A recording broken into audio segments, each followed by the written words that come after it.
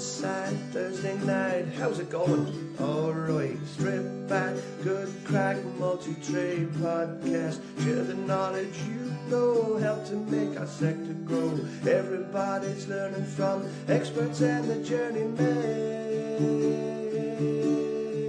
Insights. Welcome, Season 4, Episode 7. I'm Stephen Buckley. And I'm Keith Delahan. And this is Insight, the Stripped Back podcast, sponsored by Robus Lighting, the world's leading LED lighting company. And later on this episode, we've got Brian Pennie, neuroscientist and guest speaker, joining us on the special guest interview segment. But before that, we've got amateur golfer Max Kennedy joining us for the Overload segment. Let's jump into it.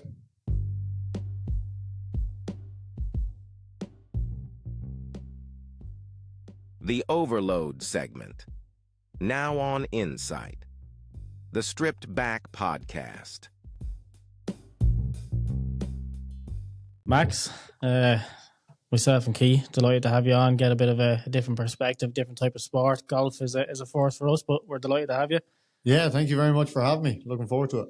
Me in-laws would be very happy to hear you coming on and me showing a bit of interest in golf. So thanks for coming on. No worries at all. It's brought me back to some of the early days of myself and Keith up in Balrudgery doing a bit of pitch and putt. I think there was only two clubs that we'd have carrying them up the road. It was just the driver and the putter, you know. I think it's a lot more to it in your game, in a sense. But I think starting off in Dublin, Clontarf, where you grew up, would it have been golf that would have been your early love, or was there anything else that you were into at the time? Yeah, well, I started off playing golf when I was about 2. It came from my dad and my granddad, on both sides, my mum and my dad's side. And I just played down the Royal Dublin Golf Club since I was about 2 years of age, and haven't looked back since. But I did play a lot of sports growing up. I was quite sporty. I played soccer, or football as you call it in Ireland. Too used to be in America. Football, Gaelic, tennis, swimming, rugby, all them sort of sports. But at about 12 or 13, I knew that that golf was the one for me. I wasn't a very fast kid, so I chose golf then and pursued it ever since. And like in terms of school, were you academically inclined, or were you always, you say from 12 onwards, we always trying to marry the two together, or were you going to go in the direction of becoming a pro golfer, or did you have any other avenues in line for yourself? Yeah, as I said, when I was 12 or 13, I kind of made the decision that I wanted to pursue golf. Even though I wasn't actually that good, I wasn't even on Irish teams or anything like that. It was kind of just like a dream. And I kept at it. And, eventually I got to 15 or 16 years of age, and the concept of university in America and playing golf in America came up. And at that stage I kind of knew I wasn't very academic. But at that stage I knew that in order to go to America, I needed to become better in school. Because you do have to marry the two. It's not one or the other. So I was at that point where I was kind of like, right, the golf is good enough, but I need to get the academics a little bit better so we can go have a good time in America and see what happens. It's great the way the States do it, isn't it? In terms of, their aspirations with sport and, the pride they have in having, I suppose, the elite and taking the elite from scholarships and stuff. Yeah, it's brilliant. Like, just even taking it back to, myself and Keith would have played sports, and it would have been team sports, or it would have been football, and you'd have your game on a Sunday and you'd come back into school on a Monday, and there'd be a clique of people in the classroom talking about the sports that they played in together on the Sunday. What was that like for you, like say coming in such a solo sport where it was just you playing on a golf course, being able to come into school then, and would you have been able to talk about your love for the sport in school, or was it something that would sort of keep you segregated away from other groups? Yeah, it's a good question. Because golf is such a solo sport, not a lot of people know about it, especially when you're young and, competitions aren't viewed online, or you can't see any scores online. But all my friends would have asked me how I did, and I would have told them, and they would have been like, "Oh wow, that's great." And then word would have spread around, and quickly I got pretty good at it. When I got to 14 or 15, I started making a few Irish teams, and the conversations kind of got a bit louder and louder as I went through school. So yeah, that's pretty much. How was being part of the national team? Do you think that's elevated your game from, I suppose, your earlier years? Do you think that kicked you on a level? Yeah, 100%. As I said, when I was 12, 13, I never, I wasn't the best, never really got good until I was about 16 or 17. And then at that stage, I pushed my way onto a national team. And then all of a sudden, you're playing against guys that are as good, if not better than you at the time. So, I mean, that just takes you to a new level. I think in order to be good at something, you've got to play and beat people who are better than you at that point. And that's what getting onto the national team allowed me to do. Yeah, and I suppose in terms of soccer, as you call it now, I would have done Irish trials when I was probably about 15 or 16. What's the procedure with getting onto an Irish national team in golf? Like, what, is it a trial or is it just performance based in tournaments? What way does it work? Yeah, so pretty much how it works is I would have got onto a Leinster development squad. There would be probably 10 Leinster development squads when I was 12, 13, 14 years of age. And then from that, you go out. Carton House is the main facility for Golf Ireland. And you'd go out there every month and you'd practice and train under a pro. And then from there, they'd advise you to play in several tournaments around Ireland. So these tournaments would be split into each province. So there'd be like Ulster, Connacht, Leinster, Munster. And then from that, there'd be under 14, under 16, under 18, under 21, and then men's. Yeah. So from when you get to under 14 stage, you'd be advised to play in all them, and then the Irish under 14s as well. So that's what I would have done. I started them at probably about 12 or 13 years of age. And then from there, your results determine if you can get onto a team or not. And then you'd go and you'd play the under 16 level and the under 18 level. As I said, I wasn't very good at the under 14 level, but as time went on and I learned more and more, then I began to get better and better and become as good as I've become.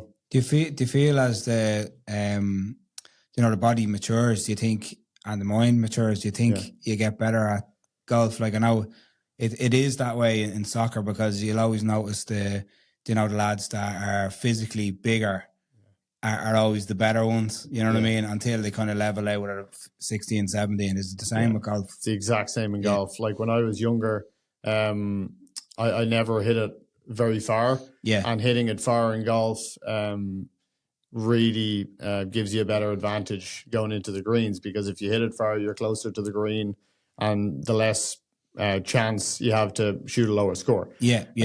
So that was definitely a big factor when I was younger. There was guys that were hitting it 40 or 50 yards by me, and the chance of them getting it into the hole in less shots was way greater, even though my touch around the green was better. Yeah. So growing up, that was definitely a big advantage for or disadvantage for me. But I never really let it stop me. I just kept going. And then by the time I got to 15 or 16 years of age, I met my personal trainer, Moss Laman, who I work with to this day. And we set out a program to work in the gym and get stronger to be able to compete with these guys. So yeah, from an early age, it was a disadvantage for me, but I've kind of slowly made that an advantage while keeping my short game and my wedges and my putting as good as they have been to make an overall advantage. When it comes to professional development, you'll see the likes of in team sports, you'll have a manager and a coach, and then, coaches will promote certain types of tactics to a game. Yeah. Do you balance that out yourself by linking yourself up with mentors or coaches in regards to golf, or is it just something that you learn yourself personally as you go and tweak it? Yeah, so over the years, I've gotten a lot better at this side of the game. So you'd kind of call that the strategy part of the game. So, for example, before a tournament, So we had a tournament last week in Denmark, stage 1 of DP World Tour Q School. Several weeks before that, I'd go online onto Google Earth, and I would look at each hole individually. And from my game and my strategy, I'd know exactly where I want to hit the ball in the fairway and where I'd want to hit the ball into the green, and where I would or wouldn't want to miss it if I was going to miss the green.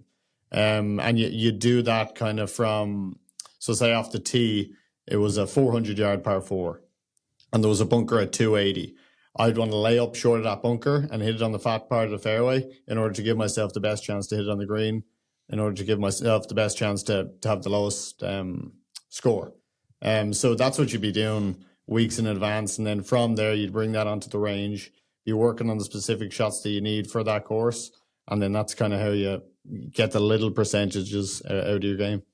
It's a little bit different than pitch and put up and Willie Hores and Balruddery, isn't it? Yeah.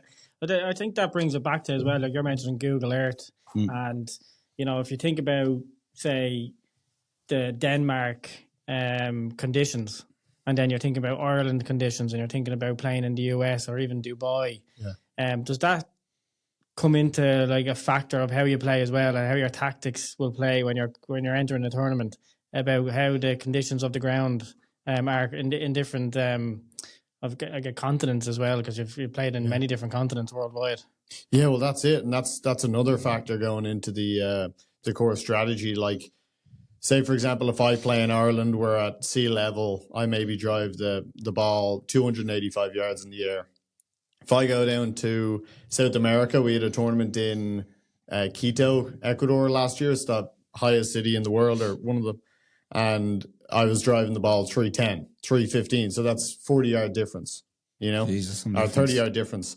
So that's a huge difference to your game and to the way you see the ball, the way you feel things. So you've just got to make adjustments on the fly. And that's just that's the skill of the game. You just got to figure it out and go there and compete with a different sort of game. And it's the same if you go to Dubai, or, if I go down to Spain in a couple of weeks and play, the ball's going to go further. There's less air density and the ball's going to go, you just got to figure it out. So, yeah. Mad factors to put into it, isn't it? Yeah. But you spoke about the college golf. What, for any of our younger listeners, what's the procedure, or what happens for you to be able to go over to play golf in college, and what way do you kind of navigate that to getting yourself over there? How does it work? Yeah, so it started when I was in about third or fourth year. Obviously, you got to make the decision to go over, and you got to be relatively good enough. You'll know yourself if you're good enough or not at that sort of age. What's that, 15 or 16 years of age, and then you've two choices. So you can contact them yourself, or you can go through an agency. I went with the decision to contact them myself. Me and my dad create a resume of what I've done in the game and what I want to achieve. And then from there, you email the top 100 college coaches in the nation, and most of them are very good at responding. So they'll say, "Listen, we're not interested," or "We are interested." Yeah. And you then get a handful, depending on how good you are. You'll get a handful saying, "Listen, we're interested. Let's have a chat." And then you set up a hour call with them to see what they're about, and they see what you're about.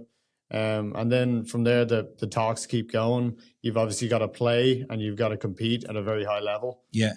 Because that's what they want to see. And then usually you narrow it down to about 2 or 3 colleges, and you go and visit them. I only visited one, the University of Louisville, but usually guys visit 2 or 3. See what the campuses are like. They bring you on tour. They might bring you to a football game, American football game. Yeah.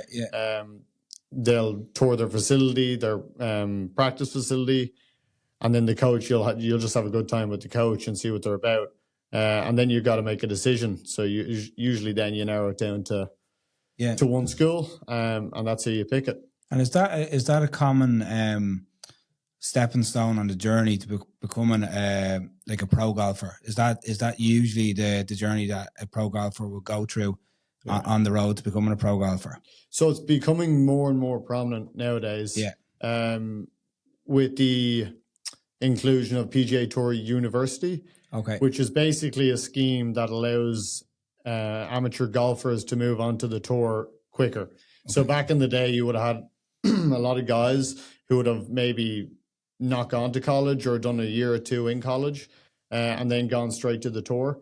But now with the inclusion of PGA Tour U, it allows golfers to move quickly from college golf into the pro ranks. I missed out by a couple spots this year, but there also is another there's another amateur pathway called the Global Amateur Pathway. That's for amateurs who aren't in college. We can talk about that later. But it's definitely becoming more prominent. The standard in America has become ridiculous, and guys like the likes of Ludwig Aberg, who's third or fourth in the world right now, show how good the standard is.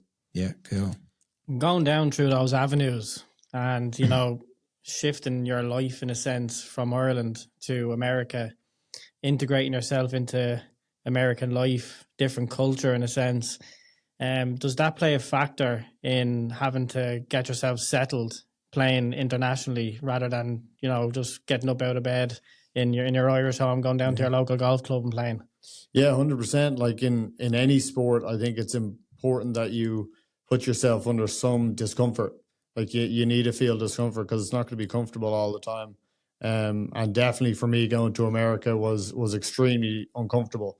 At the start, going into a new culture, especially during COVID, it wasn't a very good time. My parents couldn't come over and see me, so you kind of just got to figure things out on the fly. So 100%, like adapting to different cultures, different areas, how to travel, how to take care of your laundry, how to take care of yourself when no one's around is extremely important, especially going forward in my position that I want to turn pro. You have to know all them things, and you can't wait until you turn pro to know how to do all that. Yeah, and I'm sure college life, I'd say, very busy days, obviously, with the academic side and then the practice as well. What's a day in the life like of someone? Yeah, so a day in the life. So we had 3 workouts a week. So on a workout day, say a Monday, we'd be up at 5:30, getting ready for a workout. You have your breakfast. You go to work out at 6:30. You work out until 6:30, 8. Sorry, 7:30, 8. And then you come home. You get ready for college. You go to college from 9 to 12. You get most of your work done there. And then straight from there, you go to the golf course. Mm-hmm. Our golf course is roughly about 15, 20 minutes away. Yeah. So we drive from there to the golf course, get some lunch, and then you'd be practicing from 1 until 6 or 7 at night. And then when you come home, you just get any homework you have done, and then you're in bed by 10 or 11. It's a busy day then. It's full on, yeah, 100%. Like golf is known for its mental challenges, and, you know, it was quite prominent in the news there recently. And I was just wondering, like, from an early age, even through college and through, you know, these systems that you've gone through, is mental health awareness and support, is that pushed upon young golfers coming into the game at an early age? Yeah, well, golf isn't really known as a tough sport because it's not physically tough, but it's probably one of the most mentally tough games you can play. Because you're on your own most of the time, that kind of drives that factor. But no, it isn't pushed as much as it probably should be. As I said, it's not an easy game, and 90% of the time you're on your own. You have no one out there to really help you. So it probably should be mental health should be probably pushed in the game a little bit more. And then obviously the college golf, do you train as a team, or are you solo for the training as well? Yeah, so we do pretty much everything as a team. So you'd be in the gym as a team, you'd practice as a team. Most of the time there's 1 or 2 guys who are in your class, so you're essentially spending 24/7 with the guys who you're playing golf with, and then you compete with them too. So if I go to a tournament, we usually at tournaments every 2 or 3 weeks. So if I went to a tournament, or if you go to a tournament, you travel with your team, you travel with your 2 coaches, Everything's laid out. It was the easiest life ever. And I only noticed that after, because everything was laid out on a platform for you. All you needed to do was take care of your schoolwork and then play good golf. And it was as easy as that, you know. It was phenomenal. Great. Yeah. Obviously, you know, you can prepare yourself the best you can for any tournament. You get to the tournament and sometimes it just doesn't work out how you've had it planned in your head. It could be considered a setback, but it also could be considered, you know, a drive or a motivation to do better. Yeah. How do you factor in the setbacks and how do you, you know, use them to, you know, get better? Yeah, I love setbacks, because I don't love setbacks, but I know if I get through that setback well and I take it positively, that eventually that's what's going to make me successful. Every single person who's ever stood on this earth has had setbacks, and you've just got to take the setbacks well and just go and grind. Like it's a real grind, especially in the game of golf, where not everything's going to go your way. Things are going to go badly. You've just got to look at everything as positively as possible. And if you do that, I believe you'll have the best time and you'll have a fun time playing the game, you know, because not everything's going to go good and you just got to grind. So no, it's definitely a factor. Well, I've heard a good one, like, you know, like you get dirty on the way up, like, and, you know, there's no harm in having a bit of dirt on you on the way back down in the sense, and it allows you then to use that to get back up again because, you know, if you're just hitting that mark and you're just catapulting yourself straight to the top with no, you know, setbacks, as you call them, it can be very tough to experience the lows when you've only felt the positives throughout your whole career, which I find it's a very, very small amount of people that 100%. don't experience any setbacks, you know? Yeah, you seem like a fairly driven person that probably has goals and aspirations and so. But if you had to have, I suppose, a highlight so far, if you were to take a step back and have a look at what you've done so far, what would be one of your biggest highlights today? Yeah, there's been a lot of them. Yeah. Even though I've only been playing the game at a high level for so long, the 2 wins in college were pretty good. So I won firstly at the Aggie Invitational in Texas A&M's home event. That was in the spring of 2023, and that was after having 6 or 7 top 10s in a row. Yeah. And I was happy about the top 10s, but I was really disappointed at the same time because I wanted to get that win. And being able to get that win really just gave me a level of excitement that I hadn't felt before. Yeah. Because I just tried. And after 6 or 7 top 10s within, 4 or 5 months of each other, you don't think it's going to happen. But then you just got to keep believing. You sound like consistently good scores there. There must be consistently good scores if you're top 10 on a lot of the time as well, though.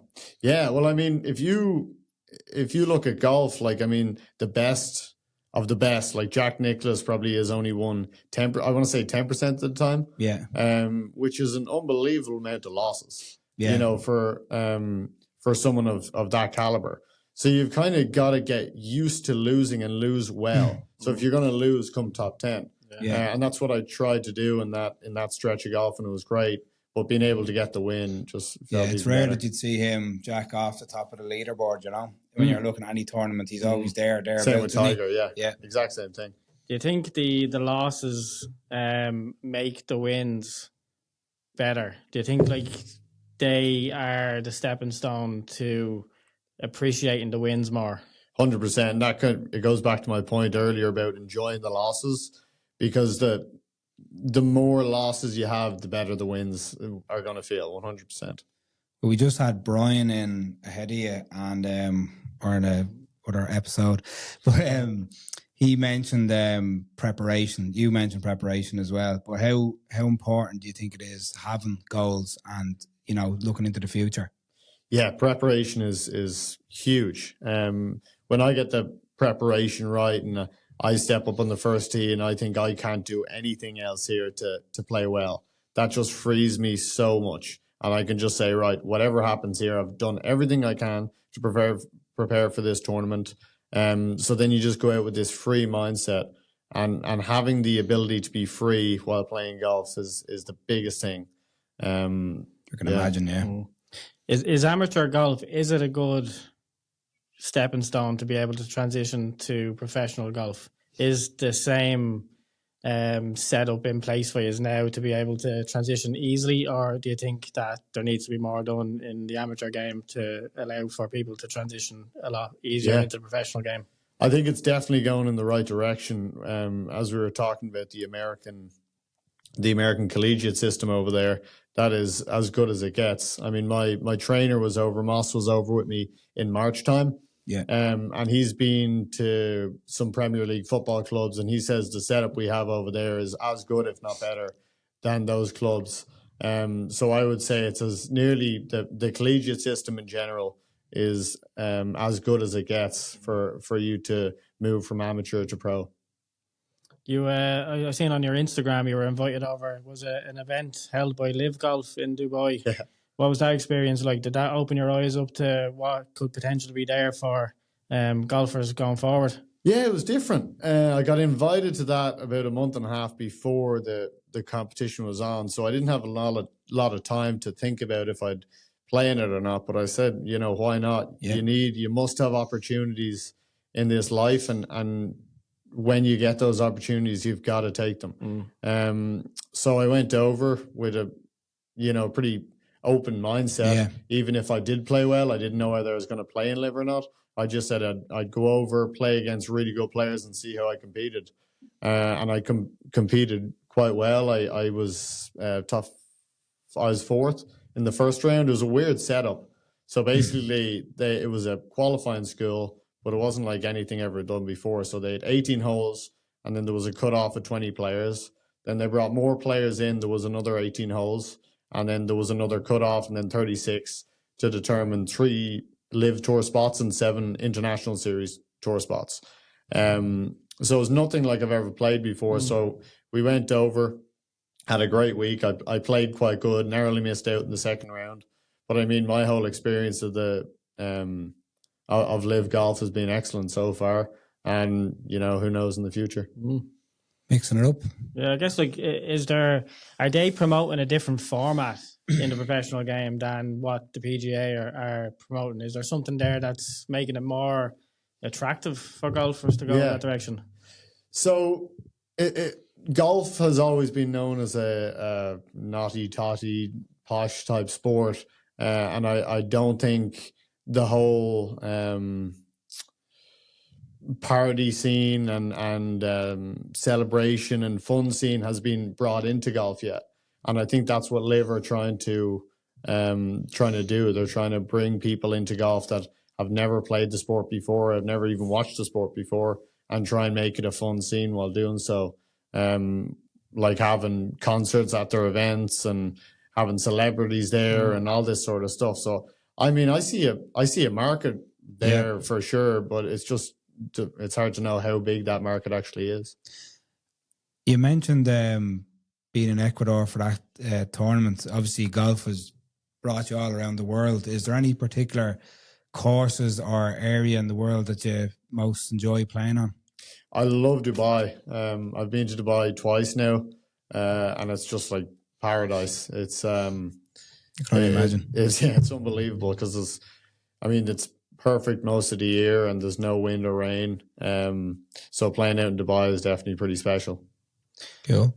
For any young lads who might be listening to this now, or parents who have young boys and girls in school who are thinking, golf is for me, I'm looking to go down that route, what advice could you give them that would give them the tools to be able to get to where they need to be, or follow in your footsteps in a sense? Yeah, I'd say to the parents, first of all, I would say just let the kids play. Don't force them into anything. Bring them down to the course, play a couple of holes, and let them enjoy it. And let them think of golf as an exciting thing rather than something that's forced on them. Kids aren't going to want to do something that's forced on them. So once they see it as an enjoyment and the parents perceive golf as an enjoyment and a fun thing to do, then I think the kids will be, more likely to play it. And then from a young kid, I would say just keep practicing. Don't stop working no matter what's, on your side or not on your side. figure out a way of doing it and never stop. That's what I would say. Never stop. Great advice. Yeah, I know. Like Keith has a young lad now. He's in football, and it is hard to detach yourself as a parent, like to try and when you go to watch a game or you go to watch your child, like you know what I mean. Yeah. So I think it's great advice to be able to just let them play. Yeah, that's it. You get the best out of it. I think if you were, out, golf is on the mind. Probably 24/7. Yeah. What your next tournament is going to be. Is there anything that you do in your downtime in order to reset? Yeah, like I love watching. I've only started actually watching Netflix a bit more because it's something that I've had to do because golf has been on my mind 24/7, and it's hard for it not to be. Yeah. When it's everything you care about. So I've tried to kind of detach myself and take myself away from golf a little bit more. So I started watching Netflix a little bit. I'm into watching Suits right now, so that's going pretty good. It's taking my mind away from golf, so it's great. Yeah. Happy Gilmore. Yeah, exactly. Happy The new Happy Gilmore, that's coming out. Well, like it sounds like we were lucky to get you in with the schedule that you have. What's next on the cards for you? Yeah, so pretty busy end of the year. So right now I'm still an amateur. I'm top 30 in the world, but I'm not going to turn pro quite yet. So there's a reason for that. So basically, the global amateur pathway that we talked about a little bit earlier is a new incentive for amateurs to move into the game a lot easier and get status doing so. So basically the first, so it's based off World Amateur Golf Ranking. And the first place on that gets a full European Tour card. And the second to fourth place on that gets a Challenge Tour card, which is the tier below the European Tour card. And for golfers, it's quite hard to get onto that level straight away. Yeah. So you want to do anything in your path or anything in your power to get to that level. Yeah. So right now I'm just going to wait it out, see if I can take advantage of that or in any sort of way, either be it this year or next year. And then for the rest of this year, I'll play Q School, which is another way to get onto the tour. So I qualified last week in Denmark through stage 1. So there's a first stage, second stage, and a final stage. And you've got to come top 20 in each stage in order to get your DP World Tour card. So right now is second stage. That's at the end of October down in Spain. So I've got to come top 20 in that to move on to final stage. And then that'll be roughly about 150 guys for 25 tour cards. So that's my plan right now. Yeah. Very tight. And they're all extremely good players. So I've got to work my arse off and get that spot. Yeah, I think it's you're going in the right direction. And I guess even just being in the mix proves that, you're a part of that elite. So fair play to you. Fair play. Thanks. I guess if we were to look to try and get you back in further down the road, 100%, it would. Hopefully, I'll have a major right there. There's said to be a trophy on the table. Right there. We'd love to have you. And look, before we let any guests go, we always ask them the most important question of the night, and it's to add a song to the Spotify playlist. What would your song choice be? Experience by Ludovico. Nice. That's a new one for us. That's mixing it up. That's a new one. That's mixing it up for us. Yeah. Brilliant. Been a pleasure talking to you, Max. Yeah, same with you guys. Great Thanks having for you having on. me on. And we wish you the best for the rest of this year and the rest of your career. Thank you. Really appreciate it. Take it easy.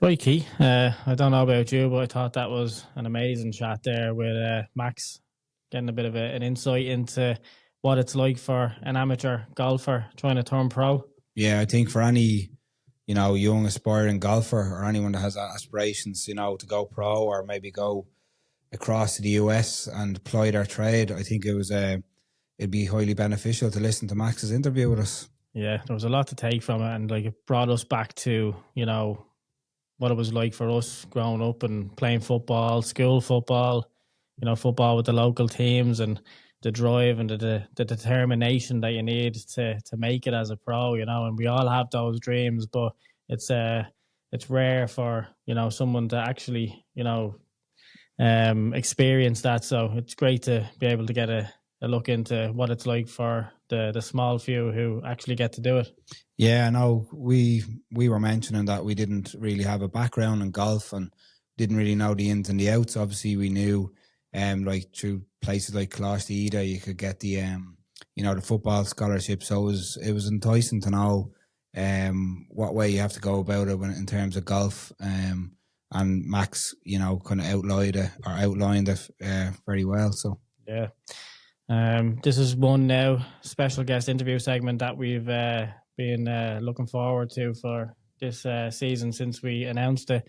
Brian Pennie, neuroscientist, you know, former drug addict who's turned his life around after many years of suffering with it, and is now using it to, you know, speak up and hopefully share his knowledge and share his tools that he's gathered through that recovery in order to help other people along. So I think it's going to be a very interesting one. Yeah, and look, he's got a great book behind him, which is called Bonus Time, which is for anyone that doesn't know the ins and the outs and the tribulations that you know, drug addicts go through in the process of becoming a drug addict.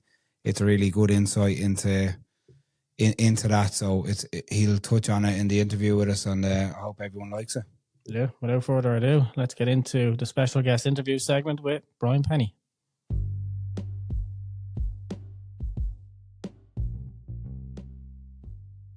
The guest interview segment, now on Insight, the Stripped Back Podcast. Brian, thanks for joining myself and Keith on the podcast. Really appreciate it. Delighted to be here. Really looking forward to the chat. Yeah, privilege having you on. As you know, I'm almost there with the book, so be ready for me to pick your brain on it anyway. That's what I said. The darkness has gone into the light, the good stuff. At the end of the book. You did mention when we spoke on the phone many months ago that you were happy to talk about anything and it can go in any direction. Yeah.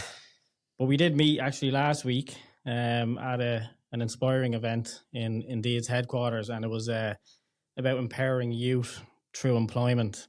And I was just wondering, I didn't get to speak to you after it, and I was just wondering what your thoughts were about the whole event and what it does to try and, you know, empower not just the individuals coming from these disadvantaged areas and people who have come out of, you know, prisons and the likes of Oberstown youth facilities and stuff, coming out and trying to find work, and in a sense having those employers gaining this information to allow them to try and, you know, help these people move on with their lives.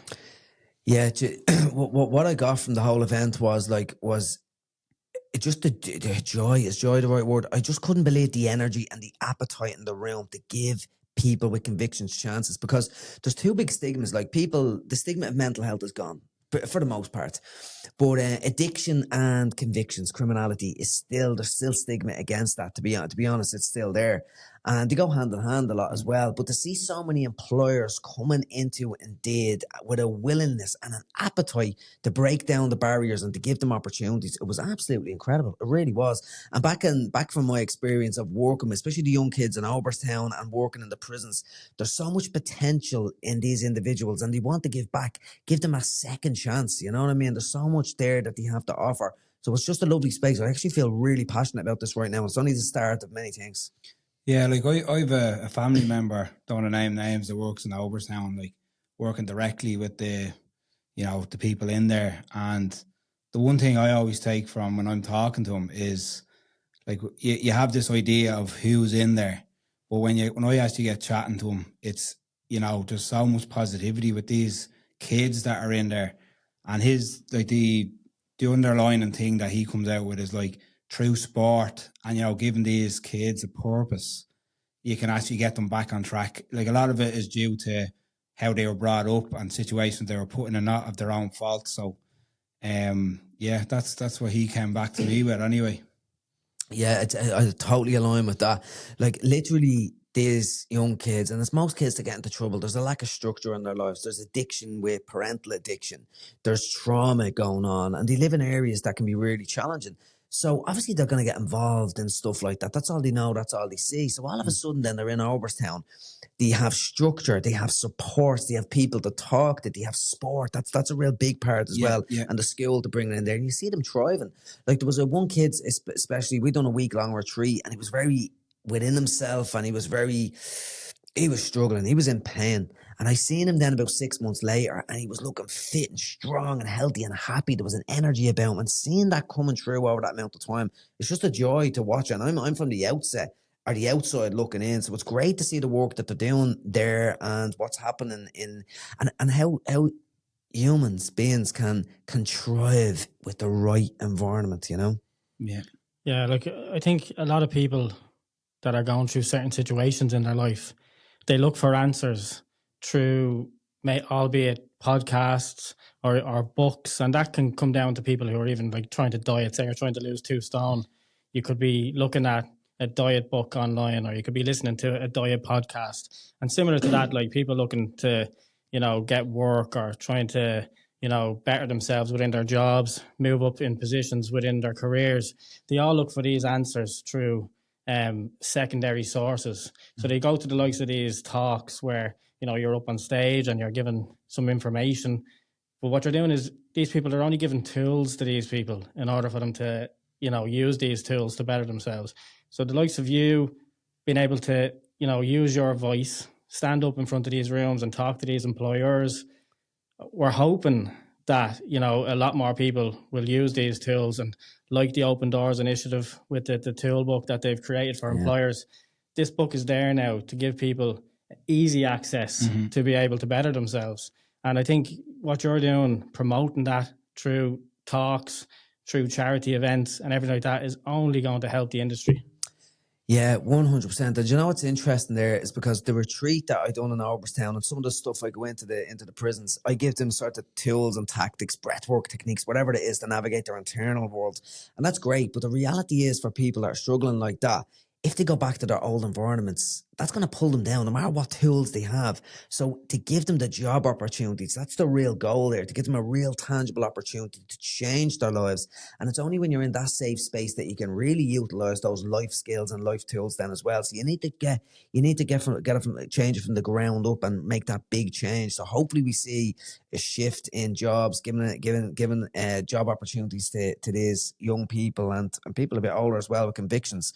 And that will only benefit the industry. Like there's so much potential there as well, and passion and drive. That's what I see. People think of criminality and they think of people locked up, and they'll go to films. That's what you think of. That's where you get your experience from, if you've no first-hand experience, Yeah. Do you think, like in terms of public speaking, obviously you have, a background where you've come through adversity and stuff. Do you think there might be too many, people influencing people from, like Instagram and stuff like that mightn't have, a legitimate voice, if you know what I mean? Like, do you think there's a lot of saturation there? I know exactly what you mean. And the reality is, like, in my experience with some people, not all, not everyone's walking the talk, Yeah. So it's not so much if they have the lived experience or not. If they're doing what they're saying they're doing, what they're preaching, they're actually practicing. I think that's really, really important. Yeah. I think the lived experience, if you've gone through a lot of adversity, if you've been in a dark place, there's incredible learning within that.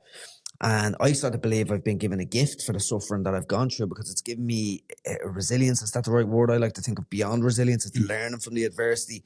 And it's sort of helped me to walk me talk. But it's a level of awareness that you need as well. But I definitely think there's a lot of influencers out there, because the reality is, like, you could be an influencer and make money off that. Yeah. So somebody that's just looking for a job opportunity and can be good with the gift of the gab, they might say, I might fancy myself at that. But they're not walking the talk. They're just going on and saying the right things that seem good. And some people can't really separate the good from the bad. That's the reality. Like, I know, read your book and stuff like that. And, when you do speak, then I'm hanging on every word because I know the backstory. But I feel like people hang on every word from people that they don't know their background at all. So I think that's just the difference, like, Yeah, it's I think as well, you can be slick and come across a certain way, and people can buy into that. I think over time, people smell BS from a mile away, but it's over time. You can be tricked initially, and I think people need to be aware of that. Yeah, 100%. Well, Keith obviously mentioned the book there, and it's something that has sort of weighed over myself and Keith for the last few weeks. Like, will we continue on with it, or will we let Brian sort of finish it out for us? And I think we're at that point now where we have you in, and it does have to sort of go back to your childhood as well. I know we've talked about, you today already, like coming through their adversities and trying to get into employment, but it also links back to yourself about certain things that have happened to you in your childhood that have sort of stuck with you and then led into leading you down a path that you went down. And I was wondering if you'd like to share that with our listeners. Yeah, 100%. Like, I was a heroin addict for 15 years, but I didn't think I had a heroin problem. They were just a symptom of an underlying problem, which was trauma, anxiety, and panic attacks. So I had an operation as an infant without a general anesthetic. It was a practice pre-1985. They didn't believe infants experience pain like normal adults. So I basically had an operation without a general anesthetic. And every time I talk about that 46 years later, I still get an urge to rub the scar on my belly. I felt it just right there.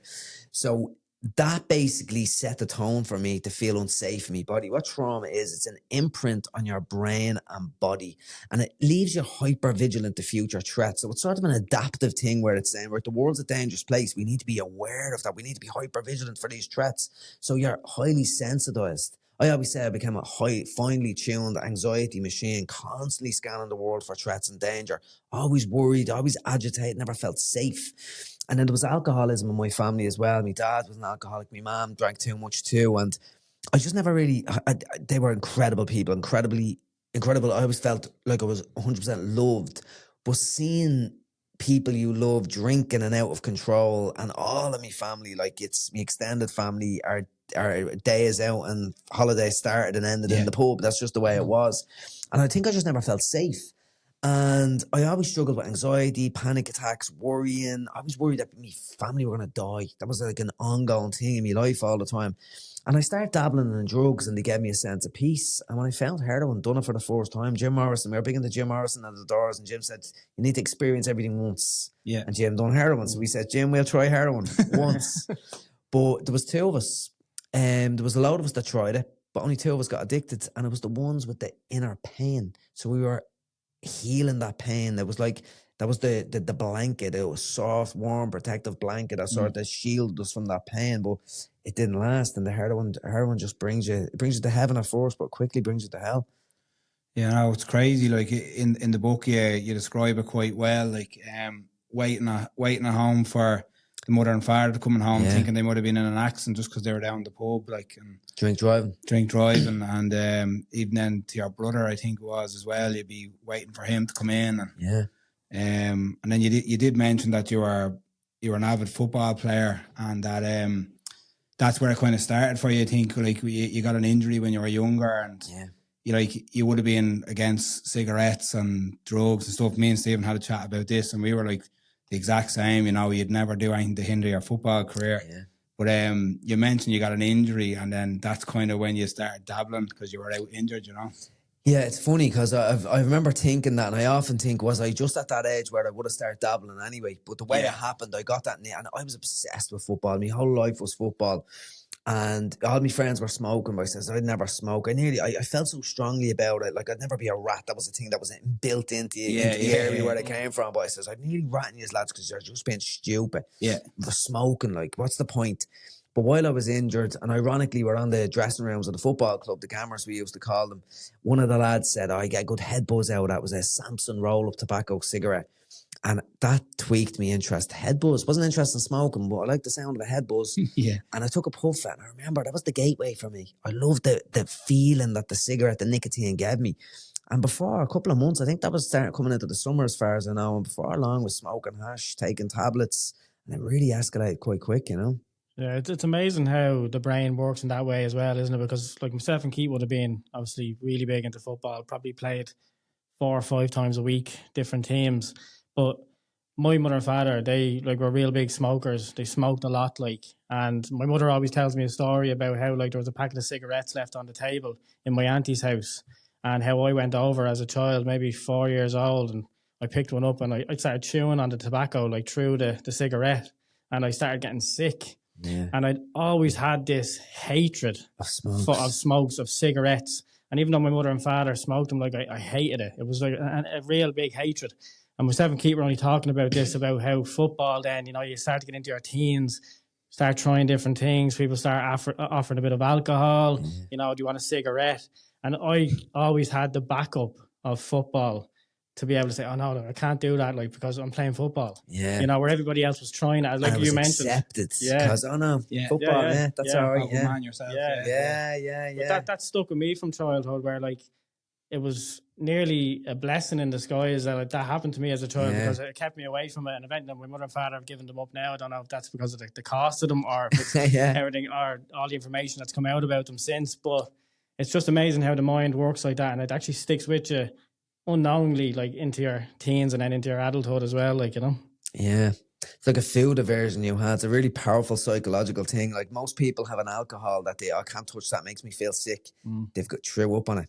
For me, it was Captain Morgan's and Southern Comfort. I remember just violently getting sick on them. The smell of it just... So it's like a food aversion. It's a protective thing that you just feel disgusted by, and that's what you had with the smokes, it sounds like. But even back to the point of that, the trauma as well. Like we all know someone that that are afraid to swim or afraid of dogs, but it all would lead on from maybe getting attacked by a dog when they were a child. Or I know my ma, she's afraid of dogs. Like, she literally, if a dog looks at her, like, she's going running, like, Yeah. And then even to the point where, like, people can't swim, like, because you might have been in a swimming pool when they were younger, and they might have went under, and that was the end of it for them. So, like, it just shows the imprint stuff like that has on you, like. Yeah, big time. I'll give you a laugh. I shouldn't be saying this out in public, I swear to God. So we got a little puppy there a while ago, a little Bichon Free, right? Little tiny little puppy, gorgeous little thing, Lily. And I got bitten loads of times by dogs. So dogs just loved to bite me when I was younger. So I have this inbuilt fear of dogs. Like, I love dogs, but there's a nervousness in me. Yeah, like, ooh, what's the story, like that.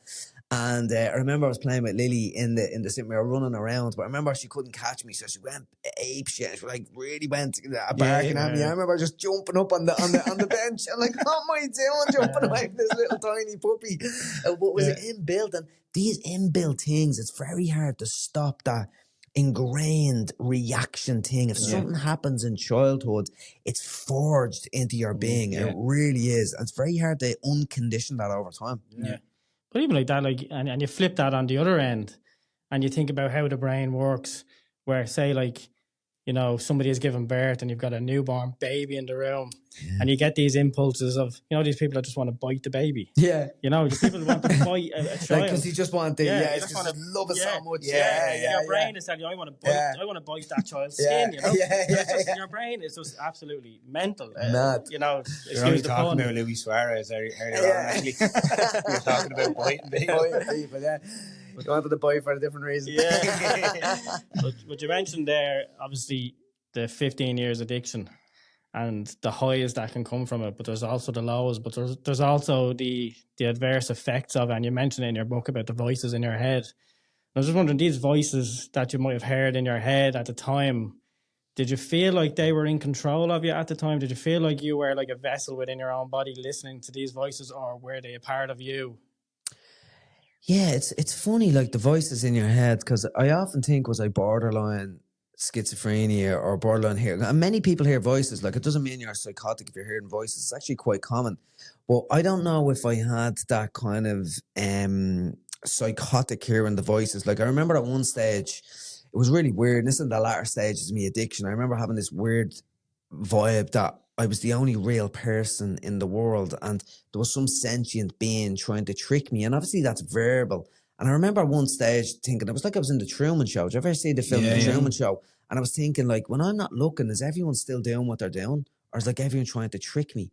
So obviously I'm verbally thinking, are they trying to trick me? So that was the paranoia creeping in. And I remember at one stage acting out on this, like I'd be closing my eyes and I'd be saying, I'm going to close my eyes for another 10 seconds. But then I'd open them real quick. to see could I catch people out doing things. So that was an element of psychosis coming in there. But the voices could be something as simple as just like you're a piece of crap. You're not worthy. You can't cope. Why are you doing? Stay you.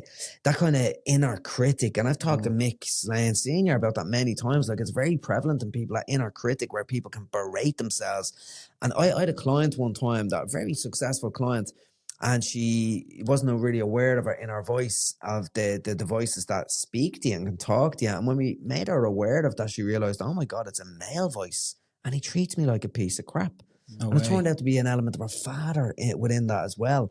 So the voices in your head can be just your inner dialogue, the chatter that's going on. And it's so incessant because it's so common, it's there all the time, that we don't even notice it. And some people will be thinking, well, that's not the case for me. And I often say, well, who told you that? Like I'd be in a room and say, everyone has this voice. And then I'd say, but if you're thinking it's not you, who told you that? And people would laugh and you can see it in them. Oh yeah, my mind was there, it's telling me that. And it's the thing that's actually talking to me. So that language piece, internal narrative, self-talk, that's linked to our emotions as well. And can have a big impact on our lives, on our state of being, our happiness, on our behavior. It's mental, isn't it? Like, yeah. I just think, when it comes to the likes of, what you're mentioning there, like voices in your head, is that something then that you can control when it's coming to the point of, you reach a point where this voice is telling you to do a certain task? Do you blame the voice rather than blame yourself? Or is it like, does it become another entity in a sense? Like, can you blame that secondary voice for things that you've done, or is it still you making those decisions? It's still you, but it's interesting. Is it really you? That's the question. Like let's say the Brian from 15 years ago now, actually, I looked like an anxious addict. I spoke to myself like an anxious addict, and I felt like an anxious addict. Bodily feelings like an anxious addict, but I wasn't an anxious addict. There's a different voice now. There's different feelings now. So it wasn't me. But there's an element of it was my identity at the time. It was like a false sense of me. But the voices can be even two different sides of a coin. It can be the devil and the angel. Like it's really a split part of the brain as well. Like there's the limbic part of your brain. It's like the self-preservation part, the emotion part of the brain. And that just wants to experience pleasure and avoid pain. And it sees anything painful as potential death of the entity or the ego. So like, there's a more rational part of our brain that realizes, no, we have to do different things. And like, there can be multiple voices. Like you might be trying to be fit and healthy because, you live in a world with all these temptations. Yeah. So one thing might be saying, have to cook. You want to have to cook. You deserve it's Friday. Go have a drink. Go and have a drink. Go out with the lads. Go and have a drink. Or the other voice saying, I'm trying to be healthy and trying to do the right thing. So it's like this two voices speaking to each other. Like what one is really us. I don't think any of them is really us. I think who we are truly can be the observer of the voices. If we actually step back, like today I might have mad thoughts. I'm like, they're just thoughts. They'll come and go. The feelings come and go. But who am I? I'm the observer who can watch them all from a distance. And it's a hard place to be. But if you can become the witness and the observer of your own mind, emotions and narrative, it's a very powerful place to be, because you won't be a puppet getting pulled around by the world, because it's the thoughts and the feelings that pull you. So that's the key. Do you feel like when you were in, I suppose, the height of the addiction, do you think you were submitting to that, I suppose, that devil's advocate on the shoulder? Definitely. Because I know you, obviously, you do mention how, relationships or, family members were pulled into the scenario, and you basically mentioned that you were being, the self-preservation and being selfish to yourself. Yeah. That's it. Addiction is a very self-centered game. Like basically you feel pain, I feel pain, and I want to numb that pain, and I need drugs now. So it's all about me. And it's just the essence of addiction. It really is. It's a core facet of addiction. And when it comes to healing that pain or protecting yourself, there's nothing being healed. When it comes to protecting yourself, you don't really care about other people. You just don't see it, to be quite honest. And there's an element of the two voices are playing a role there, like the feelings, the voice, the limbic part of the brain, the self-preservation is thinking, do drugs, make you feel better, escape the pain. And then there's the other part of your brain, the more rational part of your brain that isn't really working very well anymore. Yeah. So the belief system of that part of my brain was basically saying, I can't cope with anxiety, I can't cope with this. That was my belief, that was my narrative. I need drugs, the only way I can survive. So they're combining as a really powerful force in that direction. And there might be other people telling you, you need to do this, you need to do that. But all you see, that metaphorically speaking, that's like people trying to pull off the armor that's protecting you, where you just want to keep that armor on and do more drugs. So you can't listen. It's not that you're not listening. You can't listen to other people when you're in that space. And people that aren't addicted really struggle to understand that, because it doesn't make sense to do what you keep doing. Well, it's mad, like reading the book, and like even like everyone will have a perception of an addict, like, you know what I mean? But there was a lot of ingenuity to keep you know, the supply chain coming in, and like we mentioned that last week, is like a form of entrepreneurship. Yeah, keeping the wheels in motion. I just thought, like, you went into even dealing a bit of drugs to keep, and all at the same time holding down a job that you were very good at. Like, I just thought that was like, it would have been outside of my perception of what an addict would be. Do you know what I mean? And it's more common than you think, people holding down full-time jobs. It was interesting, though. My hero, he's the world expert, Dr. Gabor Mate, in trauma and addiction. Like, he's a legend in the field. And I thought all my dreams came true just meeting him a while ago. But I'm doing a TV documentary for RTN, The Science of Addiction, it's called. And I got to work with him over in London there a couple of weeks ago. And he read my book before we met, which was just mind-blowing. But one of the comments he made was, he turned around and he says, can I say this, Brian? I hope it doesn't offend you, but you're quite a brilliant addict. And he said it in his Hungarian accent way. And he says, like, to be able to keep all of them things going, like, it must have been exhausting. And I was exhausting. And that was one of the biggest challenges. But it's interesting you say that, like, it's a hustle. And you talk about entrepreneurs, hustle culture, like, addiction is a hustle. And it brings it back to what we were talking about at the start, with people in criminality and addiction and those second chances. They've been hustling all their lives. They make great entrepreneurs, great salespeople, are selling all their lives, selling something all their lives. Just haven't been put in the right environment to use and hone their skills, you know? Yeah. Obviously, other people, like Keith mentioned, get drawn into that then as well. And you mentioned, obviously, you're not thinking about those other individuals other than, you know, what is happening within your head and what's happening within your life. And I was just wondering, was there anything lost that during your life that you can remember during that period that you now, you know, have any regret over? That's including people or, you know, even positions work-wise. Do you know what? I've been given many gifts in recovery, and one of the gifts I've been given, like, I wouldn't change my addiction because it's given me so much that insight and wisdom, awareness, whatever way you want to do that. I feel like I've a mindset that I wouldn't have had only for my addiction, the darkness I was in. But, like, I wish I could change the pain that I caused me mum and my sister and all. And I often say that, like, I remember one example, I used to ask my mum for lifts, and I'd pretend she was giving me a lift to get methadone because I couldn't drive because my knee was all swollen and everything else. And I'd be actually going to get heroin, and I'd be leaving her in the car waiting, and she was crying in the car. I didn't know that at the time. But I used to make me mum cry. That's the reality of it. Today I make her laugh. I go and have good fun. We have chats. I make sure I make up for that. And do I regret that? Yeah, I regret it. Well, do I regret it? I don't know. I wish I didn't do it. But regret is more living in the past and trying to change something that's outside of your control. So I don't really regret it to that extent. We're playing language games here. But I can't change it. It's done. But if I spend time living in the past and all sad and depressed about what I've done and wish I could do that, I'm not going to be able to do what I can in the moment, which is bring joy to me man right now. And that I can change. I can do that right now. So I don't do resentment. I don't do regret. I try to be in the present moment. If I could change things, I would have changed it. But I can't. So there's an element of, I think it was I don't know why I don't experience those things. And I don't do shame either. I don't do shame very easily. And that's a big problem that keeps people in addiction as well. Shame, resentment, regrets. And I've been very lucky and blessed not to experience them at a very heavy level anyway. I think there's a lot to be said for using the experience that you had and the decisions that you made to then actively build personal bridges and, you know, use that experience then to, you know, hopefully build bridges that other people then can use to get over what's happened to them. So I think what you're mentioning there, like not looking back, you're still using your past to turn it into something positive, which I think is great, you know? Yeah, it's a great way of looking at it. Yeah, I know even through, I mentioned to Stephen, like through work, I would probably know 3 people that, you know, again, functioning addicts, like, you know, and the selfishness and stuff like that. But for anyone that's that knows somebody that's gone through any of that, like to read Brian's book will shed a lot of light on the way or why people act the way they do when they're, you know, getting to a stage of addiction where they need it. Do you know what I mean? The things you do just to get it.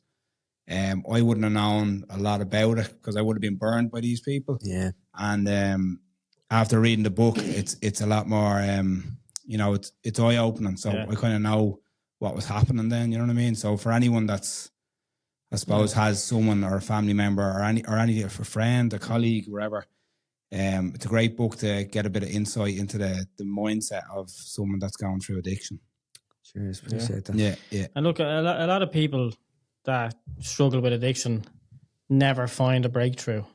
I was just wondering, can you take us back to the moment where you had your breakthrough and, you know, talk us through or give us a bit of a picture of what that looked like? Yeah, so when I tried to get clean, I wasn't getting clean to be free of drugs completely. I didn't think I could cope in a world without drugs. So the plan was to break free from drugs and do it smarter and better, but not get too addicted, because that's the only way I could cope. But I ended up having an experience. It was a seizure from a benzo detox. I had to get off the benzos first because you can't do a heroin detox while you're taking benzos. You need to detox off the benzos first. There is other ways of doing it, but available to me at the time, that was the only way. And I ended up having a seizure. I nearly bit my tongue in half. It was a horrific experience, visceral experience. But I landed in hospital with a belief that it was brain damage. I actually thought it was brain damage. I had this experience in the hospital where I was staring at this red fire extinguisher hanging on the wall, but I couldn't verbally bring it to mind. It was like my brain was broken. And I remember in that moment in the hospital thinking, oh my God, that's brain damage. You've destroyed your brain. No coming back from this, you're done. And I remember just thinking, oh my God, and leaning back on the trolley, lying back down and waiting to be overwhelmed by the fear and the panic of brain damage. And I was just having a seizure from a detox. I was in bits, like I was really in a bad place. But I felt a sense of peace for the first time I'd never experienced before that. And I truly believed at that moment, I've come to believe that was a moment of acceptance, of letting go. I'd stopped fighting my own mind, my own resisting reality. I stopped the fight, and by putting up the white flag in a moment of surrender, something shifted. And I ended up, after the benzo detox, going to a little farm in the outskirts of Dublin. There was a heroin detox there. I was coming off a 15-year heroin detox, like a 15-year heroin addiction. I should have been full of fear, full of anxiety, full of terror. Didn't know where I was going, what to expect. But something had shifted in that moment of surrender, and it was like my world just opened up. I had one of my best experiences ever at a heroin detox. If I could go back to any time in my life, I would go back to the week before I got clean, because something just opened up inside of me. I can't describe it. It was like this energy. Physically, I was going through the depths of it. Like it was like a fever in my bones. But every night I was reading these books and reading about concepts. And I don't know whether, like, I'm not religious, but it was like a spiritual shift. Something was just opening up, and all of a sudden everything seemed bright and clean and beautiful. Very hard to explain, really hard to verbalize. And I don't know what it was. Like, I wish I could put it in a bottle and give it to people, but I don't know what it was. I'm still trying to experience that, or still trying to find out what that was. I don't think there's a verbal knowledge. Science doesn't have the solution to that. But it was a moment of presence, a moment of awareness. Like the lights came on and I could see reality. I could see all of the pain I caused others to a certain extent. There's still a bit of work to do on that. But I just knew I'll never do drugs again. Something just shifted. It's very hard to explain. It was obviously it wasn't a funny moment, but it was a funny part of the book where obviously seeing the light, and you're in the detox, and you're putting on, you had a silence ban where they were telling you, that was treatment actually. That was treatment. just telling you to shut up, like, because there was other people that were in the other end of it. Yeah. Like. Well, that was funny. That was treatment, because you go to detox, and a few funny moments there. I thought it was Dr. Doolittle at one stage. I could speak to the animals and Well, all that's that. right, So I was you're in down it. down That's the where I stream. thought you were going with that. Yeah, But I bring it up if you want. I was very distorted from the reality of people's normal worlds. I went on a bit of a spiritual journey, and it was like I was experiencing the world for the first time. It really You're on was. catch up nearly. Yeah, it was a really crazy experience. Like, oh yeah, it was like waking up and just experiencing things for the first time. But I was just full of energy. Like, once you go to a detox, you have to go to a treatment to work on yourself. And when people usually go to treatment, they're feeling a bit broken. There's a lot of shame. There's a lot of resentment. There's a lot of regrets, and they're broken going there. But it was like I'd waken up, and I was so energized and hopeful about this new life that awaited me. So they seen me as sort of a bit of a conundrum, and they were convinced this fella's on a mad one. He's going to Yeah, that relapse. was what it was. Yeah, he's going to relapse pretty soon, like, you know. But I knew something had shifted, and because they couldn't shoot me up and I was full of beans down there, they get me. It was the only time they got under my skin, so this kind of worked in a way. But he says, "Brian, we're giving you a silent contract." I said, "What do you mean a silent contract?" He says, "You're not allowed to talk." So they were trying to quieten me. And I remember it bothered me, it triggered me, because I was silenced by drugs for a long, long time. So I think they got it massively wrong, trying to silence me here. Like, I think they should have dealt with me a different way. And I was nearly having a little tantrum running out of the treatment centre, but I realised I couldn't do that to my family, and I couldn't do that to myself. I knew I was having a little temper tantrum. Like, it was like I was young again, like, you know. Yeah. So I just took it on the chin. I silent contracted out in front of them, but I talked when I wanted to talk around other people. They weren't going to silence me. And I'm a bit angry. I'm not angry about that now, but I was like, they got that wrong. They really did. They were treating me like everyone's different in addiction, and everyone's different in recovery. It's very nuanced, but a lot of treatment centers have a one-stop way of working, and it probably works for the majority of their clients, but it didn't work for me. So it wasn't really a good fit. So I think my real recovery came in detox. And the biggest element of my journey is my family were just incredible. Like, every day, every week, a gang of them would come down for family day. They'd all come in. The support I had was unconditional. Like, it was there and I knew it. And that gave me such a foundations for my recovery. I'm very blessed to have an amazing family. And having that time in there, you know, to sort of reflect as well, did that give you maybe the early seed of you wanting to then, you know, study the mind, in a sense, like look into people's minds, your own mind, and go and study that and actually, you know, physically, you know, actually get a degree? And was it a degree, a master's, or a degree, a PhD? I got in the yeah. end. Yeah, I got PhD in the end. So I remember I was terrified at the thoughts of going to college, but none of that happened in treatment. All of that happened in detox. So when I thought it was brain damaged, I still thought it was brain damaged in detox. But a professor came into the college. She was a doctor at the time, Professor Johanna Ivers. And she made an off-the-cuff comment to me that I had a smart mind. I was like, wow, if this doctor thinks of a smart mind, maybe I can go back to college. And I wrote it in my journal in there. It says, go back to college, follow your passion. But my family were worried about me going down that route. They wanted me to do something safe and secure like I always done. But something inside of me just says, you've got to do that. It was screaming at me. And I went back to college to study psychology. I was so curious about the human mind. I really was.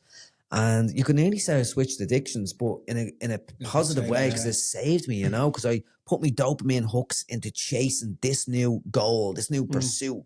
And over time, I've gotten balance on that, but it brought me on a phenomenal journey. I ended up getting a degree, a master's, then a PhD. I've stepped away from that to an extent now, but I'm still learning, always curious, learning different skills, different ways to communicate it to other people so they can utilize the gifts that I've been given. So I try to just share that with other people, and that's my purpose now, I suppose. You mentioned a few books that you have read, and is a I must get a couple of names off you. It was like an Asian ideology or something about you know that the Tao Te Ching. Yeah, what was that? Like you're asking yourself questions that there's no answers for, or answering questions. Yeah, Cohen's. It's what's the one? What sound does one clapping hand make? In other way, it's not to send your mind into a warp. So so the Tao Te Ching is like the Chinese Book of Wisdom. It's called. It's an amazing book. It's hard to get the good translation of it as well, because it was written in Chinese. But the Tao is basically the way, but it's also nameless. So I think that's why I struggle to talk about my experience, because there's a great line in it. The Tao that is named is lost. So you can't say it, because if you verbalize it, you've lost the truth, because it's a knowing and it's a feeling and it's meaning. So the Tao sort of describes all of these things in the world, and it's a way of life that points us in a certain direction. So there's a lovely line in it, like it said, those who know don't say, those who say don't know. So if I'm here trying to describe it to you, I don't really know it. You know So it's very mind bending and warping and stuff like that. But the other books, Awareness by Anthony DeMello, Golden Book, Power of Now by Eckhart Tolle, brilliant books that just set the foundations for my sort of spiritual journey in terms of awareness and energy. That's what spirituality is for me, awareness and energy. Cool, write them down. I just listen to this back. Something there that you even mentioned there, Brian, just sort of stuck with me just a couple of seconds ago there, about how, you know, you put all of your life when you're in detox there into studying the mind, which nearly is like an addiction to learning, you know. And isn't it amazing how some of the people who are the best that they are at what they do in life, you know, literally are addicted to what they do? Like, so you match, like, you know, your Messis and your Cristiano Ronaldos and Usain Bolt. You know, all these guys must have some sort of addictive mindset where they can just solely concentrate on that, like, and become the best that they are at it. And I think what you're doing now, similarly to that, once you know how to direct that addiction in the right way, it's a great thing, the mind, to have addiction, because like, you know, even when it comes down to the likes of you know, ADHD and, you know, kids like that, like, who, you know, even ADD, like, where once you get them focused on something, they can be the best at that thing. Like, you know what I mean? If it's choir or if it's football or if it's anything like that, it's all about managing yourself. And if you get sort of off track with it, it can obviously go in the wrong direction. But it's just about monitoring it and putting it into the right avenue, I guess. Yeah, and it's really words to be used for that. It's like discipline and focus, like, you know, that way. The one thing I would say is, like, even the Messis and the Ronaldos and the Usain Bolts of the world, I would imagine they had to be fairly selfish to become masters of their craft as well. So there's an element of selfishness within that addiction as well. For anyone that achieves like incredible mastery in a certain area, they've had to be selfish to get there. And maybe I'm not saying that's the wrong thing to do, but I think when you peel it all back, life is about other people. I mean, me Aunt Tess, who died a couple of years ago, I remember on her deathbed, she said that to me. She says, life is about other people. What'd she say? You can't cuddle a sofa.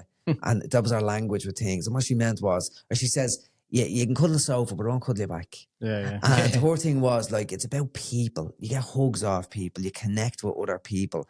An addiction of anything can take it away from other people. Like, so I think when you peel it all back, it's about connection. It's about belonging. It's about relationships. And that's really important to remember. Well, focus, discipline, and obsession in a certain craft is amazing and give you great purpose as well.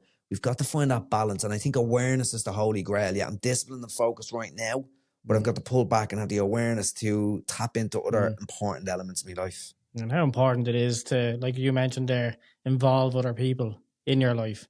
Because, like what you mentioned, if it's just something where it's solely you and you're within your own mind and your own mindset, and you're not involving anybody else within it, you're never going to see. It's a lonely. Yeah, it's a lonely road. You're never going to see the changes you're making unless somebody, I believe, can highlight them to you or tell you what you're doing. Like, you know, what you're doing now, you know, you're standing up in front of rooms with, 20 people. Then you could be standing up in a room full of 100 people. And then it can move into, a theater with 1,000 people, and you're doing the same thing, but you're just hitting more people's ears every time and you're progressing. Yeah. And, it's out there for people to see, but you get a lot of people that would say, I don't care what they think of me. Yeah. Do you know what I mean? Yeah. But I'd be the opposite. Like I would have, an awareness of what people think of me, even if it's right or wrong. But if you go about it the right way and do what you think is right, you can walk away from it and say, well, look, I tried with that person. You take the good and the bad with it. You have to, exactly. You know what I mean? The negative comments that come in and the positive comments come in, I think, are both beneficial, Yeah. You learn from them. It's funny you say that there as well. I think one of the gifts, like I called me book bonus time because I feel like I'm living on bonus time. I was given a second chance.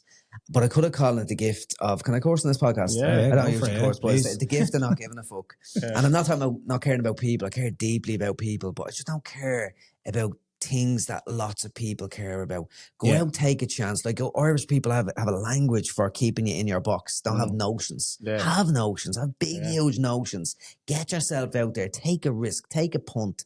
Because I think that's where life gets interesting as well. You know that way. He was Bukowski says that life doesn't get interesting until you start rattling the bars of your cage. You know that way.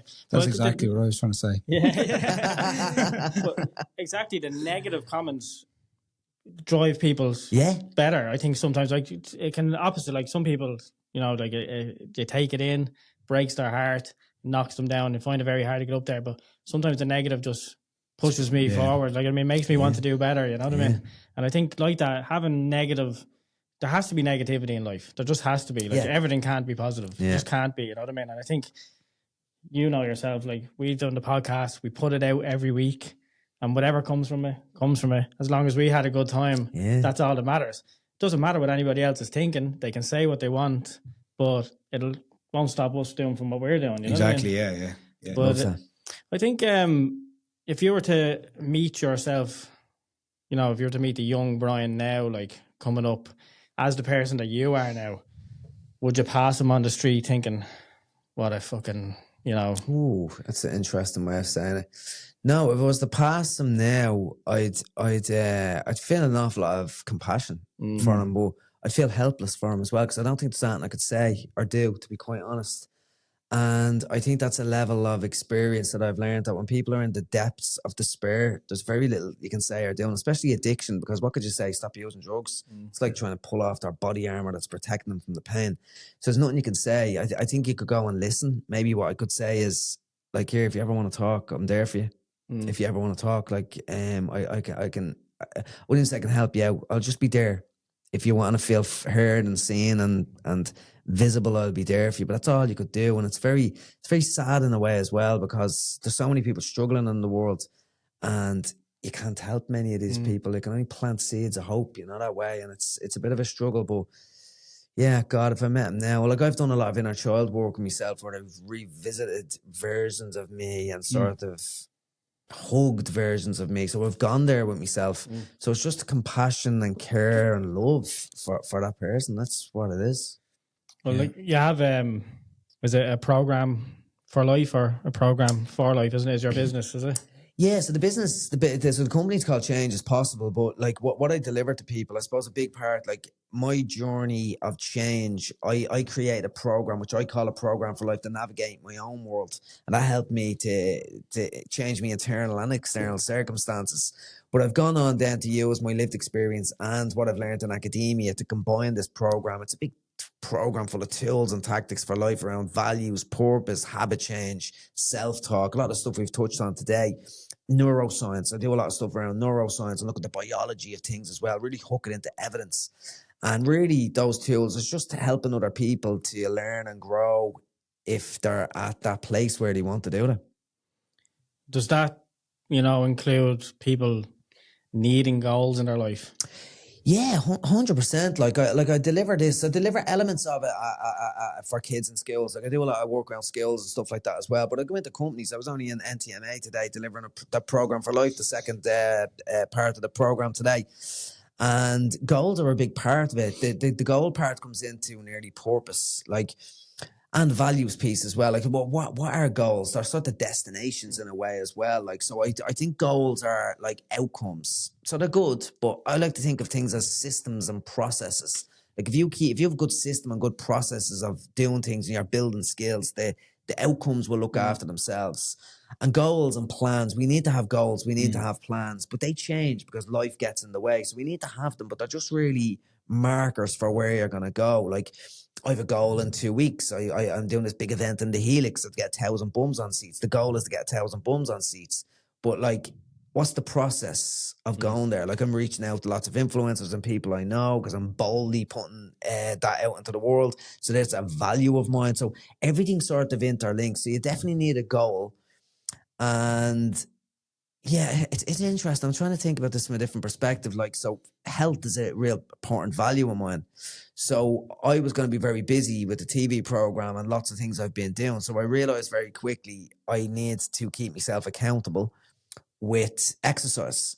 So accountability is a value of mine. So what's the goal? Well, I needed to come up with a goal. So I'm doing the High Rocks. I'm doing it with Mixed Lane Junior in here. So we're doing the High Rocks competition. And the goal is to get a certain time in the High Rocks competition. But the aim is to be healthy and fit. And the process is to show up and exercise as much as I can in that process as well. So goals, processes, systems, values, they can all be interlinked. And I'd rather look at the daily process rather than the outcome and the goal at the end of the day.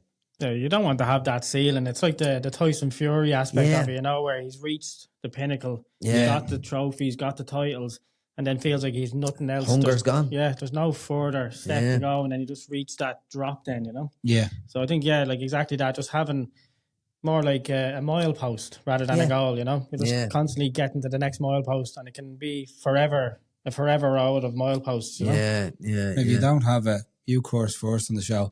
So if you don't have a plan in place, it just falls to shit. And like I have my own business and stuff like that. If I don't have a plan, you know, if I even leave it for an evening, it just it completely falls to shit. Like you know what I mean? So I get where you're coming from there. There was a book, another great book I read, actually had a big impact in my life. It's 7 Habits of Highly Effective People. It's a deep book, great book, Stephen Covey. I think I listened to a good bit. But one of his things is start with an end goal in mind. Now the goal will change, but you've got to start with an end goal. That's your start point. You mentioned books there, and obviously we've spoke about your own book, but taking it back into, say, the writing of the book, how therapeutic was that for you to go back into your life and actually put that down on a page? Probably the most important and therapeutic thing I've ever done, to be quite honest, because like even when I came out of addiction and I looked and felt healed, I hadn't gotten into the depths of the pain that I caused my mum and my sister and my family and stuff like that. And I was only writing about it and talking to them about it that I really felt the depths of that. So it was very cathartic, very, very important from bonding us together again, because I had a preference for good emotions and I felt great, but I hadn't really gone to the negativity, the dark, challenging parts. And you need to go there, as you said as well. So, God, I would nearly, like, even if you're not going to publish it, I think everyone should write a bloody memoir, because the gains in it are unbelievable. The insights in it are unbelievable. And it's mended so many relationships, or helped so many relationships, and given me so much food for thought in terms of navigating my own life. It's just, the process is just really powerful, you know? And like, you have a lot of things going on now. You're a very busy man. Whereabouts are you with your anxiety now? I love anxiety. It's a mad thing to say. It's a crazy thing to say. And I'm sure there's levels of anxiety. I'm sure if you put me on a bleeding a stretching beam and start putting screwdrivers into my hands, the anxiety will be too much, and I'd take heroin if the option was there. But like, I enjoy anxiety today, and it's nearly like, my belief system was I can't cope with anxiety. So that belief meant the consequence was to use drugs to cope. I need to get it gone, My belief today is anxiety doesn't stop me, it fuels me, because it's given me a lesson in terms of adversity can be the fuel to learn and grow.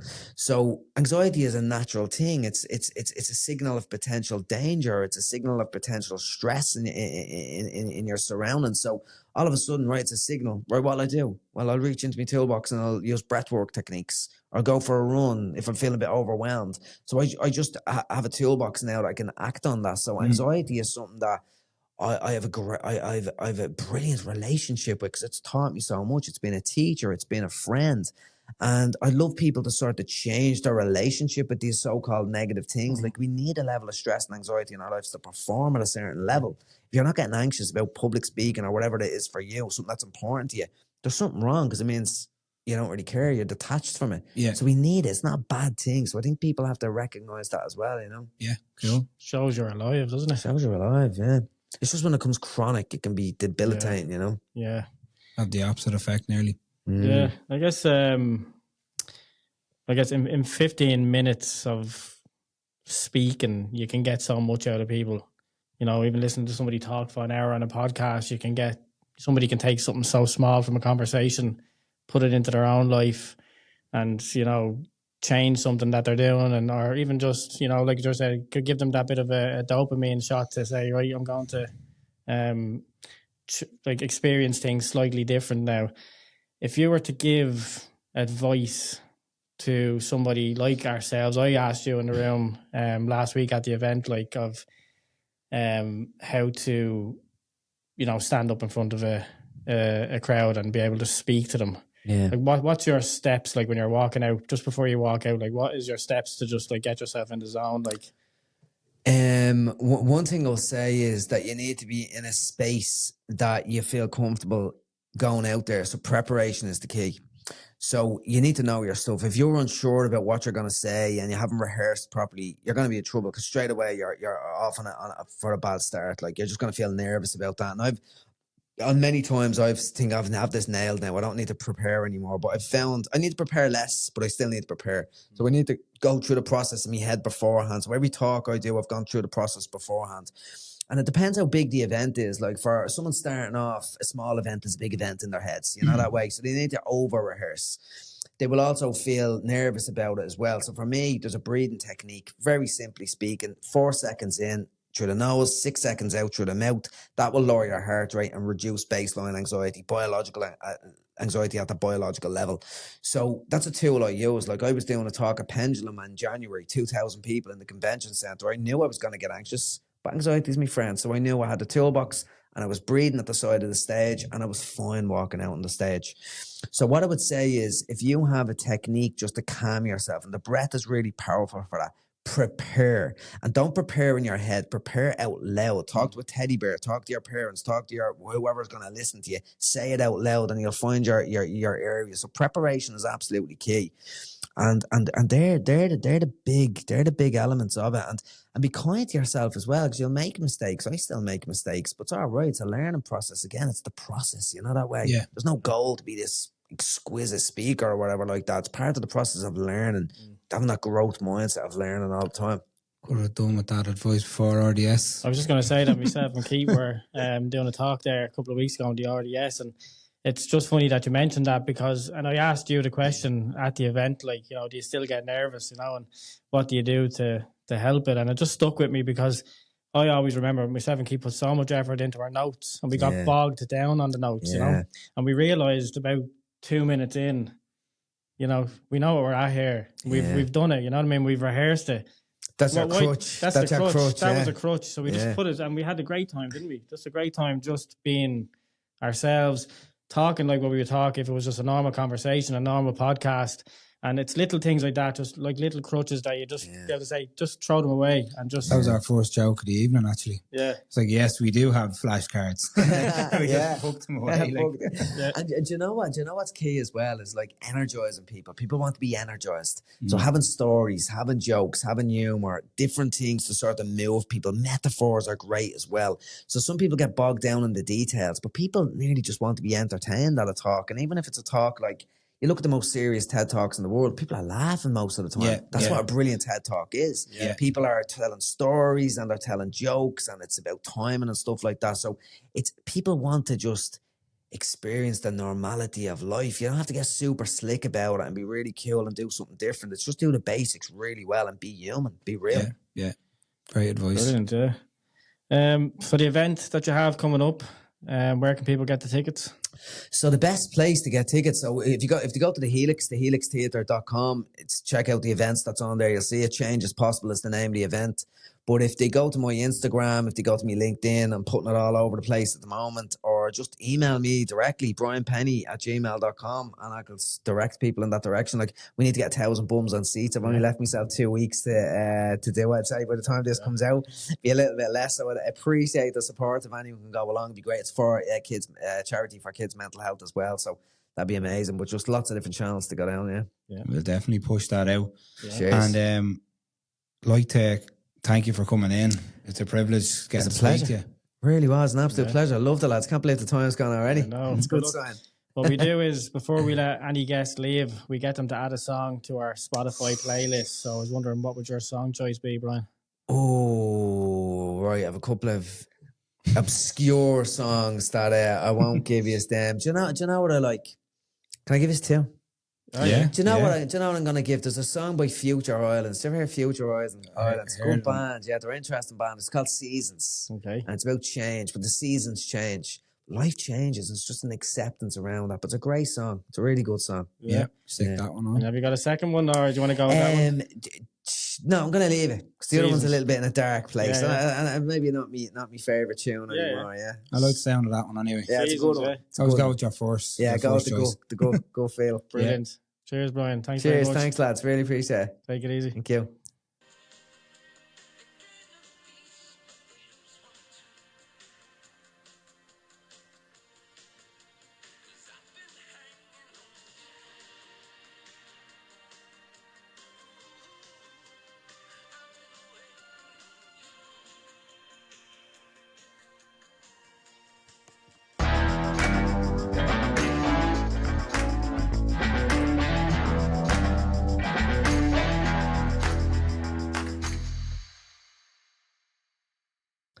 Right, Keith, that's just about it. Season 4, episode 7. Yeah, really great interviews. Just want to say a big thank you to Max and Brian for taking time out of their busy schedules to come and chat to us. I think it's highly beneficial for us and hopefully for our listeners. Yeah, and if you liked what you heard, come back next time for more Overload chat with myself and Keith and more guest interviews. And make sure you head over to wherever you get your podcasts, give us a like and a follow to be notified when the next one drops. A special thank you to our sponsors, Robust Lighting, for their continued support also. Take it easy. Take it easy, everyone.